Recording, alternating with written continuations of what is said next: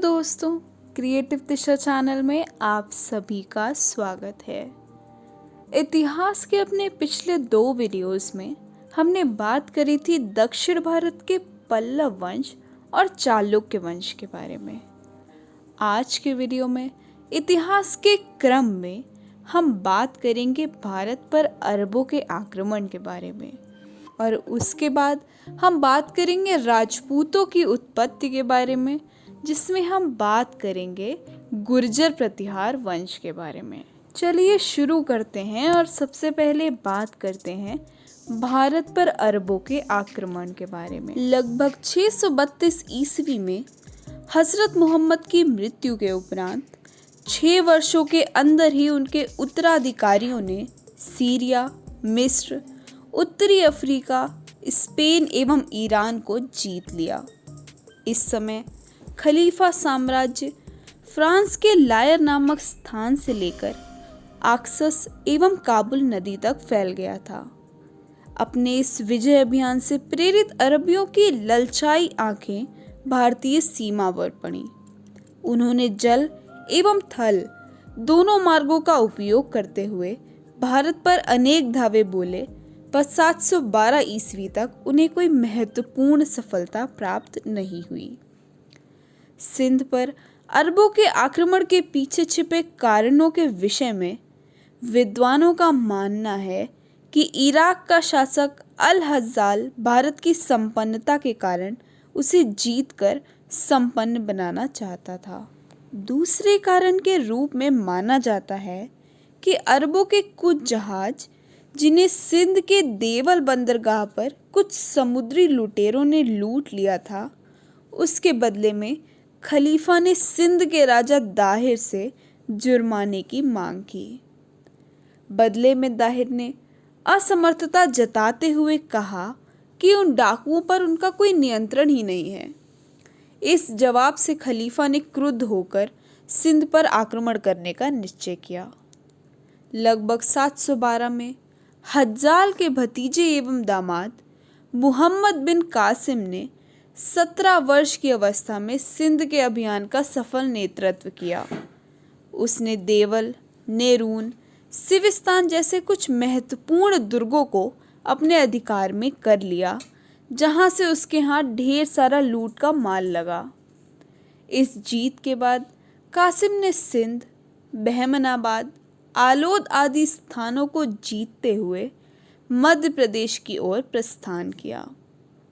714 ईस्वी में हज्जाल की और 715 ईस्वी में खलीफा की मृत्यु के उपरांत मुहम्मद बिन कासिम को वहां से वापस बुला लिया गया। संभवतः सिंध विजय अभियान में मोहम्मद बिन कासिम की वहां के बौद्ध भिक्षुओं ने सहायता की थी। अरब की राजनीतिक स्थिति सामान्य ना होने के कारण दाहिर ने अपने पुत्र जय सिंह को बहमनाबाद पर पुनः कब्जा करने के लिए भेजा, पर सिंध के राज्यपाल जुनैद ने जय सिंह को हराकर बंदी बना लिया। कालांतर में कई बार जुनैद ने भारत के आंतरिक भागों को जीतने हेतु सेनाएं भेजी, पर नागभट्ट, जो कि प्रतिहार वंश के थे, पुलकेशिन एवं यशोवर्मन चालुक्य वंश के थे, इन्होंने उसे वापस खदेड़ दिया। इस प्रकार अरबियों का शासन भारत में सिंध प्रांत तक सिमट कर रह गया। कालांतर में उन्हें सिंध का भी त्याग करना पड़ा। चलिए अब आगे बढ़ते हैं और देखते हैं अरबों के भारत पर आक्रमण का परिणाम क्या हुआ। अरबों के आक्रमण का भारतीय सभ्यता एवं संस्कृति पर लगभग 1000 ईस्वी तक प्रभाव रहा। प्रारंभ में अरबियों ने कठोरता से इस्लाम धर्म को थोपने का प्रयास किया, पर तत्कालीन शासकों के विरोध के कारण इन्हें अपनी नीति बदलनी पड़ी। सिंध पर अरबों के शासन से परस्पर दोनों संस्कृतियों के मध्य प्रतिक्रिया हुई। अरबियों की मुस्लिम संस्कृति पर भारतीय संस्कृति का काफी प्रभाव पड़ा। अरब वासियों ने चिकित्सा, दर्शन शास्त्र, नक्षत्र विज्ञान, गणित एवं शासन प्रबंध की शिक्षा भारतीयों से ही ग्रहण की। चरक संहिता एवं पंचतंत्र ग्रंथों का अरबी में अनुवाद किया गया। बगदाद के खलीफाओं ने भारतीय विद्वानों को संरक्षण प्रदान किया। खलीफा मंसूर के समय में अरब विद्वानों ने अपने साथ ब्रह्मगुप्त द्वारा रचित ब्रह्म सिद्धांत एवं खंड खाद्य को लेकर बगदाद गए और अलअफ़ज़ारी ने भारतीय विद्वानों के सहयोग से इन ग्रंथों का भी अरबी भाषा में अनुवाद किया। अरबों ने भारत में अन्य विजित प्रदेशों की तरह धर्म पर आधारित राज्य स्थापित करने का प्रयत्न नहीं किया। हिंदुओं को महत्व के पदों पर बैठाया गया। इस्लाम धर्म ने हिंदू धर्म के प्रति सहिष्णुता का प्रदर्शन किया। अरबों की सिंध विजय का आर्थिक क्षेत्र पर भी प्रभाव पड़ा, जिसमें महत्वपूर्ण भूमिका का निर्वाह किया।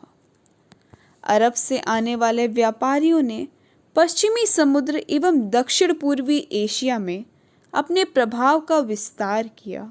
अतः यह स्वाभाविक था कि भारतीय व्यापारी उस समय की राजनीतिक शक्तियों पर दबाव डालते थे, क्योंकि वे अरब व्यापारियों के प्रति सहानुभूतिपूर्ण रुख अपनाए। चलिए आगे बढ़ते हैं और बात करते हैं राजपूतों की उत्पत्ति के बारे में। तो दोस्तों, राजपूतों के इतिहास के बारे में अभिलेखों एवं समकालीन तथा बाद के कुछ साहित्यों से जानकारी मिलती है। अभिलेखों में ग्वालियर एवं ऐहोल अभिलेख तथा साहित्य में नयचंद्र सूरी का हम्मीर महाकाव्य, पद्मगुप्त का नवसाहसांक चरित, हलायुद्ध की पिंगल सूत वृत्ति, कुमारपाल चरित, वर्ण रत्नाकर एवं पृथ्वीराज रासो आदि प्रमुख हैं। हर्षवर्धन की मृत्यु के उपरांत जिन महान शक्तियों का उदय हुआ, उनमें अधिकांश राजपूत वर्ग के अंतर्गत ही आते हैं। इसीलिए 7वीं से 12वीं शताब्दी के उत्तर भारत के इतिहास को राजपूत काल के नाम से जाना जाता है। कुछ इतिहासकारों ने प्राचीन काल एवं मध्यकाल के मध्य के इस काल को संधि काल भी कहा है। इस काल के महत्वपूर्ण राजपूत वंशों में गुर्जर प्रतिहार, राष्ट्रकूट, चालुक्य, चौहान, चंदेल, परमार, गहरवाल आदि आते हैं। इन राजपूत वंशों की उत्पत्ति के विषय में विद्वानों के 2 मत प्रचलित हैं। एक का मानना है कि राजपूतों की उत्पत्ति विदेशी है, जबकि दूसरे का मानना है कि राजपूतों की उत्पत्ति स्वदेशी है। राजपूत शब्द संस्कृत के राजपुत्र का अपभ्रंश है। संभवतः प्राचीन काल में इस शब्द का प्रयोग किसी जाति के रूप में ना करके राज परिवार के सदस्यों के लिए किया जाता था, पर हर्ष की मृत्यु के बाद राजपूत या राजपुत्र शब्द का प्रयोग जाति के रूप में होने लगा। डॉक्टर गौरी शंकर ओझा राजपूतों की उत्पत्ति प्राचीन क्षत्रिय जाति से मानते हैं। राजरंगिनी में 36 राजपूत कुलों का वर्णन मिलता है। कुछ विद्वान राजपूतों को अग्निकुंड से उत्पन्न बताते हैं।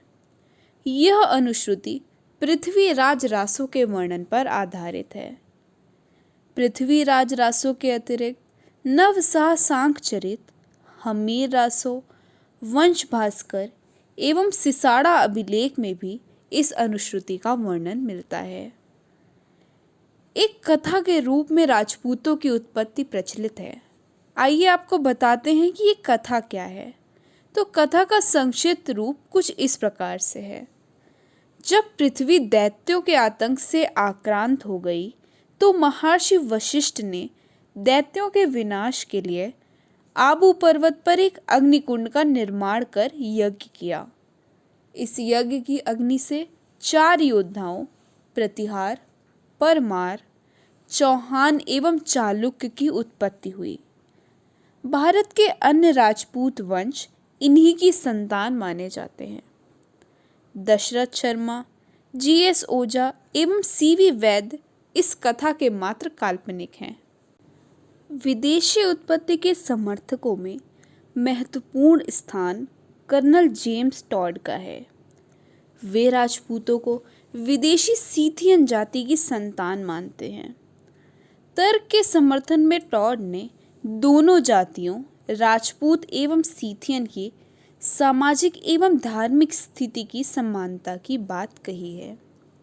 उनके अनुसार दोनों में रहन सहन, वेशभूषा की समानता, मांसाहार का प्रचलन, रथ के द्वारा युद्ध को संचालित करना, याज्ञिक अनुष्ठानों का प्रचलन, अस्त्र शस्त्र की पूजा का प्रचलन आदि से यह प्रतीत होता है कि राजपूत सीथियन के ही वंशज थे।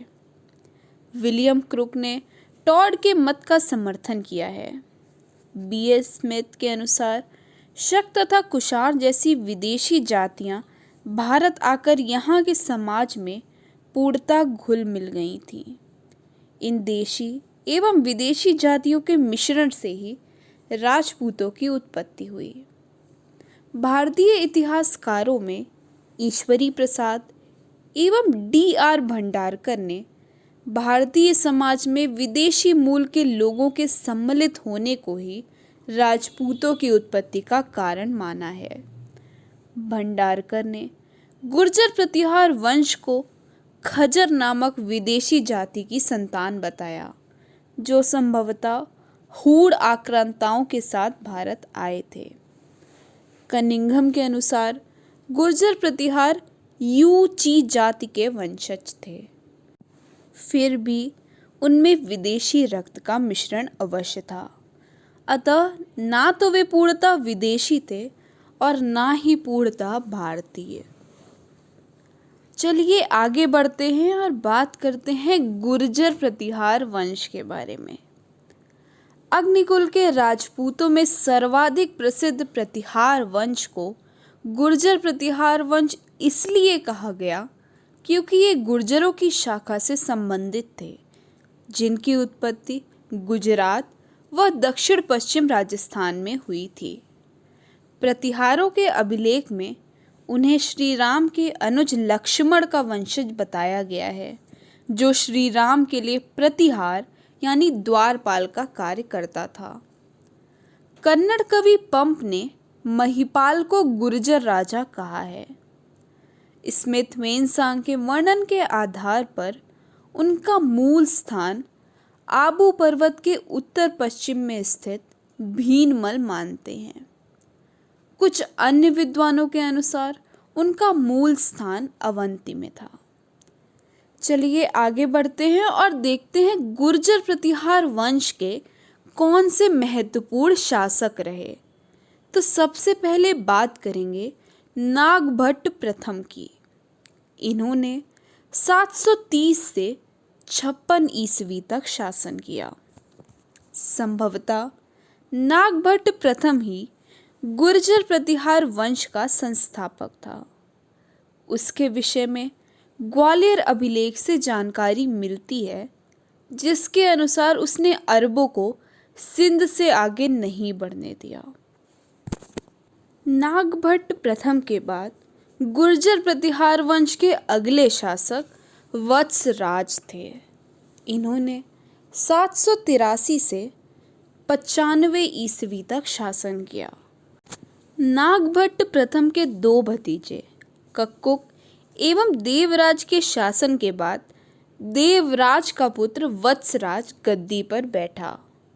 उसने राजस्थान के मध्य भाग एवं उत्तर भारत के पूर्वी भाग को जीतकर अपने राज्य में मिलाया। उसने पाल वंश के शासक धर्मपाल को भी पराजित किया, पर वह राष्ट्रकूट नरेश ध्रुव से पराजित हुआ। वत्सराज के बाद अगले शासक नागभट्ट द्वितीय थे। इन्होंने 795 से 833 ईस्वी तक शासन किया। वत्सराज के बाद उसका पुत्र नागभट्ट द्वितीय शासक हुआ। उसने गुर्जर प्रतिहार वंश की प्रतिष्ठा को आगे बढ़ाया।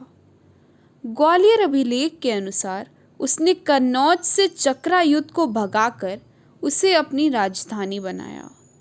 मुंगेर के नज़दीक उसने पाल वंश के शासक धर्मपाल को पराजित किया, परंतु उसे राष्ट्रकूट नरेश गोविंद तृतीय से हार खानी पड़ी। ग्वालियर अभिलेखों में नागभट्ट द्वितीय को तुरुष्क, किरात, मत्स्य, वत्स का विजेता कहा गया है। नागभट्ट के बाद कुछ समय यानी 833 से 836 ईस्वी के लिए उसका पुत्र रामभद्र भी गद्दी पर बैठा था, परंतु उसे पालों से हार खानी पड़ी। उसके बाद अगले शासक जो गद्दी पर बैठे वे मिहिर भोज थे। उन्होंने 836 से 89 ईस्वी तक शासन किया। रामभद्र का उत्तराधिकारी मिहिर भोज गुर्जर प्रतिहार वंश का सर्वाधिक प्रतापी एवं महान शासक हुआ। उसने 836 ईस्वी के लगभग कन्नौज को अपनी राजधानी बनाया, जो आगामी 100 वर्षों तक प्रतिहारों की राजधानी बनी रही। मिहिर भोज ने जब पूर्व दिशा की ओर अपने साम्राज्य का विस्तार करना चाहा, तो उसे बंगाल के पाल शासक धर्मपाल से पराजित होना पड़ा। 842 से 860 ईस्वी के बीच उसे राष्ट्रकूट शासक ध्रुव ने भी पराजित किया।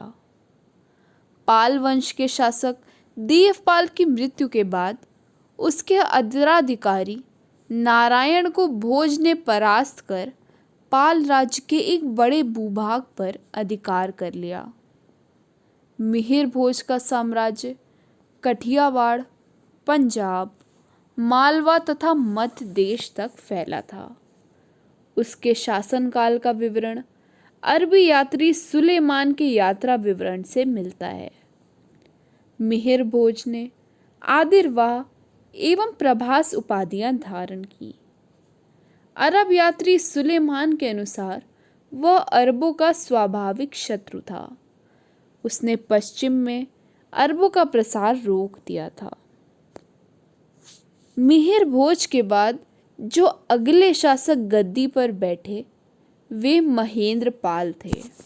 उन्होंने 890 से 910 ईस्वी तक शासन किया। मिहिर भोज के उत्तराधिकारी महेंद्र पाल ने गुर्जर प्रतिहार साम्राज्य का विस्तार मगध एवं उत्तरी बंगाल तक किया। वह कश्मीर के शासक शंकर वर्मन से युद्ध में परास्त हुआ था। संस्कृत के प्रसिद्ध विद्वान राजशेखर महेंद्र पाल के गुरु थे। राजशेखर की प्रसिद्ध कृतियां हैं कर्पूर मज्जरी, काव्य मीमांसा, विट्ठशाल भज्जिका, वाला रामायण, भुवन कोश और हरविलास। महेंद्र पाल के बाद प्रतिहार वंश का अगला शासक महीपाल हुआ। उसने 914 से 944 ईस्वी तक शासन किया। संभवतः उसके शासनकाल के दौरान 915 से 16 ईस्वी में ही बगदाद निवासी अलमसूदी गुजरात आया था। अलमसूदी ने गुर्जर प्रतिहारों को अल गुर्जर एवं राजा को बौरा कहा था। महिपाल के शासनकाल में लगभग 915 से 18 ईस्वी में राष्ट्रकूट नरेश इंद्र तृतीय ने कन्नौज पर आक्रमण कर नगर को उजाड़ दिया। पुनः लगभग 963 ईस्वी में कृष्ण तृतीय ने गुर्जर प्रतिहार वंश के अधिकार से मध्य भारत के क्षेत्र को छीन लिया और इससे कन्नौज का केंद्रीय शक्ति के रूप में वास हो गया। राजपाल जो कि प्रतिहार वंश का अंतिम शासक था, उसने 1018 ईस्वी में महमूद गजनवी के सम्मुख आत्मसमर्पण कर दिया और इस प्रकार कन्नौज पर मुसलमानों का अधिकार हो गया। अंततः प्रतिहारों के सामंत गुजरात के चालुक्य, जेजाक भुक्ति के चंदेल, ग्वालियर के कक्षपगात, मध्य भारत के कलचुरी, मालवा के परमार। तो दोस्तों, आज के वीडियो में हमने ये देखा कि भारत पर अरबों के आक्रमण होने से धीरे धीरे भारत में इस्लाम धर्म ने आना शुरू कर दिया। धीरे धीरे मुस्लिम शासकों ने भारत पर आक्रमण किया और इसी प्रकार अभी आप आगे देखेंगे कि मुगल वंश की स्थापना होगी। तो दोस्तों, आज की वीडियो में हमने बात करी राजपूतों की उत्पत्ति और उसी के एक वंश गुर्जर प्रतिहार वंश के बारे में। अपने अगले वीडियो में हम बात करेंगे राष्ट्रकूट राजवंश के बारे में एवं बंगाल एवं बिहार के पाल वंश के बारे में। तो दोस्तों, आज की वीडियो में बस इतना ही। मिलते हैं अपने नेक्स्ट वीडियो में कुछ और जानकारी के साथ। अगर आपको ये वीडियो पसंद आया हो तो इस वीडियो को लाइक करें और अगर आपने अभी तक इस चैनल को सब्सक्राइब ना किया हो तो इस चैनल को सब्सक्राइब कर लें। धन्यवाद।